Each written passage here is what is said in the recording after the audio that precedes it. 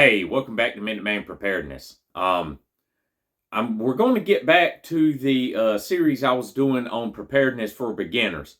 Been working on some other stuff and just hadn't got back to doing this yet. So this will be video 5. So we're going to do a quick recap of 1 through 4. So video 1, we talked about the actual physical security of your structure, of your home, your residence.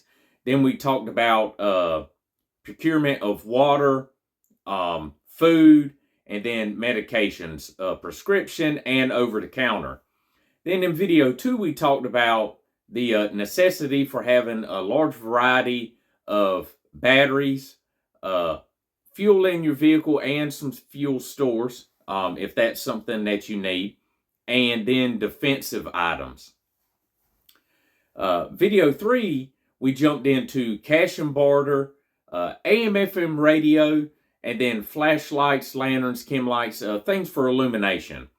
Video 4, we talked about basic tools you may need in your home.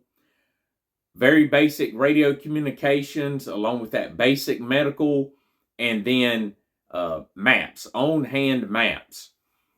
So today we're going to talk about a couple of items, three. We're going to keep it short. So one is the necessity to be able to make fire wherever you are. So smoking cigarettes isn't as popular as it used to be. A lot of people vape, use the e-cigarettes and things like that. But carrying a lighter, I don't smoke. I've never smoked, but I've carried a lighter for many, many, many years on me all the time. I keep them in all my vehicles, and I keep one on my person. The necessity to being able to make fire is very important. And I've discussed this on my Instagram. Carrying a Bic lighter. Bic lighter is about as good as it's going to get. They don't cost a lot. You can pick them up about anywhere. Throw it in your pocket. I used to carry dark colored Bic lighters. But then if I dropped it out of my pocket, say it's low light condition, you have a black one or a brown one, they're hard to find. Bright colored Bic lighter is the way to go. If it drops out of your pocket in a low light situation, a little easier to find. Some people will do a couple wraps of duct tape, or they'll put some fire cord, some of the 550 cord that has a fire cord on the inside of it. So they have a little fire kit with them. But always keep a means of making fire on your person and in your vehicles, along with your bug out bags, your get home bags, whatever it may be. The ability to make fire can change the game in a lot of situations, especially if you're out in a wildland environment. Being able to cook, boil your water, make food, light, it's very important. So I suggest, spending a couple dollars, get one for your pocket at least, keep it in there, check them every now and again. If you've had some in your bags or your packs or vehicles for a couple years, you may want to check them. Sometimes they do get some corrosion on them. And, it's just something good to keep your eye on, but spend a couple bucks and get you one of these. Something else that takes a little bit of technique and training to learn how to do, but they're very inexpensive. You can get them on Amazon, packs of them. So I keep these in my vehicles, in my wallet, in my bags and everything like that, is a Fresnel lens. So if you don't know what that is, it's a magnifying glass. And this can only be utilized during sunny days. But essentially, you get your bird nest, your tinder, your fine tinder, and you use this, line yourself up with the sun, make a small dot on your tinder, and it'll heat up, and it'll start a fire in your bird nest of tinder that you've bundled up. Very inexpensive. Can't use them, again, as much as you can a Bic lighter or any type of lighter. I just like Bic. It's better. So a few bucks, You can grab 5, 10 of these, toss them around, practice with them. They take a little bit of practice to kind of learn how to align yourself with the sun. When I first started messing with them, I'd watched a couple videos online. There's a lot of videos online of how to use these. And I finally figured it out. Once you figure it out, it's easy. It doesn't take a lot of time. So there's your Fresnel lens. Being able to make fire. It's important. Next. And real quick. So in all these videos, I should have done these things in kind of an order. Video 1, I did. And then I kind of started jumping around. So these aren't in any real particular order except really video 1. So the next thing is an emergency plan. So we all know when we were in school, or if you work in a large corporate setting, they have fire drill plans set up where you exit the building, where everybody's supposed to meet. Sometimes they call them a rally point, where everyone's supposed to go. In your home, just bare basics, you need a plan just, for fires or a home emergency where you have to get out of the house. If there's a fire, if there's a tornado, something to that effect.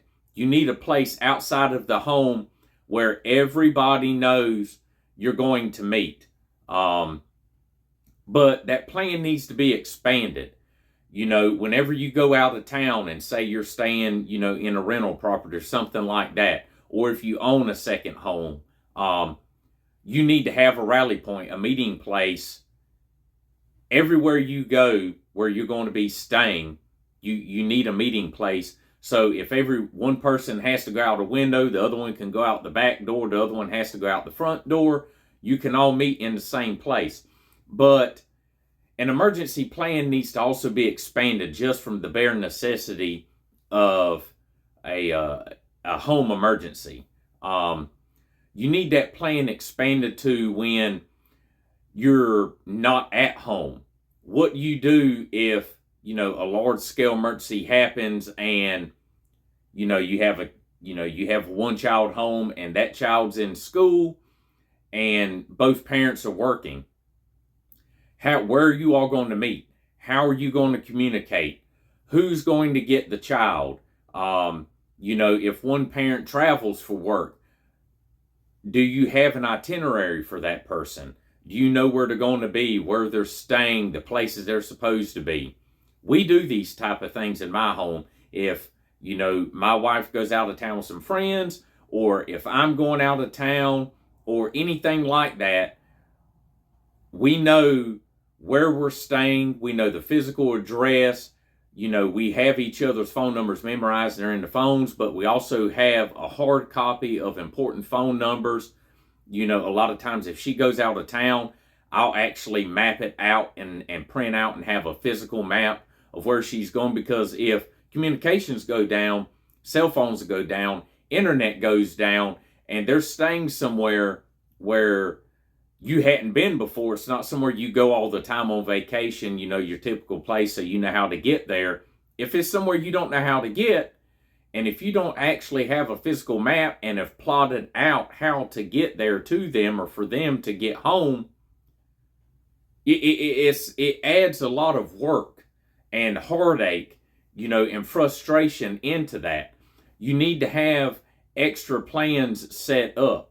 Like I talked about in video 4, maps. You need to have maps, but they may be going, to a different state, and you may not have an atlas of the United States or a map for that particular state. You need to have some hard copies printed off, and that's something that I do. So if something happens, I know how to get to, my wife, so I can get to her and get her back home, or how she can get back home. But you need physical mapping, just for directions. You need a communications plan. And these things can get really in-depth. I like to think that mine's pretty in-depth. I've put a lot of time and work and years of planning and studying and reading and watching videos to how to do these things. But I'm sure mine is not 100%. Nobody's going to be 100%, but I'm sure there are areas, I could shore up some. but I have put a lot of time into especially the communications aspect of it. So I'm going to do a video later on of that, how to get a little more in depth into communications and setting up a plan. But if you don't have one at all, set up a bare basics plan of, where to meet, your rally point, if something happens at home. Have a hard copy of important phone numbers and keep those phone numbers, in a Ziploc bag and keep them in the vehicles. Phone numbers, addresses. If someone goes out of town, have a hard copy map for them to be able to get back if something happens, or for you to get to them. Know where they're staying. Know if they're going from place to place to place. Kind of have a general idea of where those places are and when they're going to be there. So if something happens and they're going to be at location B and you go to their motel room, well, they're not going to be there. They may make it back there, but it may be easier if you know exactly where they're going to be. So having a bare basics plan and then expand that plan out, and those type of plans kind of have to evolve as time moves on, and, vacations or work or travel, whatever it may be, you kind of have to alter those plans. But, having a bare basics plan is a starting point. Next will be vehicle essentials. Now, I touched on a couple of these things here and there, like having your vehicle fueled up, all the time, maps, things like that. But other things you need to have in your vehicle, and I have in all my vehicles, is a basic first aid kit. And with that, basic first aid knowledge. Most of us aren't riding around. I have a lot of things. I don't have an AED, but I know how to use an AED. I've been certified, many years on the use of an AED. Knowing how to use those things. Fire extinguisher for your vehicle, along with your home. Having a fire extinguisher for your vehicle and knowing how to use said fire extinguisher. The PASS system, knowing that acronym, pull, aim, squeeze, and sweep. Knowing those things and having them. Having a little bit of water in your vehicle. Having a little bit of non-perishable food, a couple MREs, or, some granola bars, a couple bags of peanuts, some things that can give you some nourishment if your vehicle breaks down, if something happens, if you're stuck in a traffic jam on the highway and you don't have a means of getting off the highway. So having a little bit of food. Something we have in our vehicles, extra shoes, because sometimes you may go, into town or down the road, and you may be wearing, especially summertime, you may be wearing a pair of flip-flops or Crocs. Well, if your vehicle breaks down or something happens, an emergency, you have to take off on Pat and Charlie and start beating the road, or if you're going to have to walk through, the woods, you need a good pair of shoes. We don't keep brand new shoes. Typically, when some of our shoes start getting a little older and we buy a new pair, I'll put that older pair in the vehicle. They're already broke in. Just make sure the sole's good, the laces are good, the inserts are good. Keeping an extra pair of shoes, and with that, a pair of socks. I keep socks in all the vehicles. Climate items in your vehicle. So, especially now, about everywhere, it's cold. It doesn't typically get as cold around here as it has been, but having, especially during the wintertime, a wool blanket, a couple of the emergency Mylar blankets, they don't take up any type of room. If your vehicle breaks down and you got to get out on foot, having a means of staying warm, keeping an extra jacket in your vehicle during the wintertime. It doesn't have to be something fancy, extravagant, but having an extra jacket, a blanket, a couple of the Mylar blankets, extra pair of socks, shoes. Those things are very important. As for the actual maintenance of the vehicle, keeping a tire plug kit and knowing how to plug a tire. It's simple. It's very simple. You can go on YouTube and watch videos all day long of how to plug a tire. I plug all of our tires and all of our family's tires. Saves lots of money, but you have to know how to do it. You also have to have the couple items it takes to do it. You can get those items at Harbor Freight, any auto store, Walmart. I've made videos on Harbor Freight before. They have a very bare basic set that I keep in my UTVs. And then they have a nicer metal set, comes in a case. I keep those in my vehicles. Having the means to be able to pump that tire back up, or if you have a flat, do you have a small tire pump in your vehicle that you can plug in or battery operated? Again, Walmart, Harbor Freight, auto parts store. Basic tools for your vehicles. Some sockets, wrenches, screwdrivers, wire cutters, needle nose pliers, things like that. They're not expensive. Yeah, you can get into very expensive name brand tools. You don't need super expensive name brand tools, especially for something to be in the vehicle. As long as it works and you've looked it over, you know how to use it, it should be fine. Keeping a good set of tools, work gloves, a couple sets of nitrile gloves in there. Nitrile gloves, for you don't know, used to, they were latex. A lot of people have latex allergies, so they went to something called nitrile. You can get them anywhere. A pair of work gloves to keep in there. A jump box. A lot of people back in the day carried jumper cables. I still have jumper cables in my vehicles, but I also have jump boxes. They used to be really large and expensive. Now they're smaller. My wife's vehicle, it's expensive, but it's one of the small jump boxes. It's half the size of a shoe box. They're very small and very powerful. Invest a little bit of money into a decent jump box, and with a lot of those jump boxes, they also have, USB-C ports on them where you can charge up your phone, or utilize the tire pump or something like that. Having a jump box in your vehicle is good. I also carry a small foldable shovel, the military style shovel. I get mine at Harbor Freight. They're really, really nice. They come in a pouch. I keep those in there. Couple trash bags, some grocery bags. Those always come in handy. We'll get into get home bags. I also keep those in the vehicles, but we won't get into that now. But just some trash bags. I also keep those in the bug out bags. A small 1 gallon gas can in case you need to get fuel. So some of those items, those are important to me. I keep all those in my vehicle. I also keep other stuff in there. Oh, something else.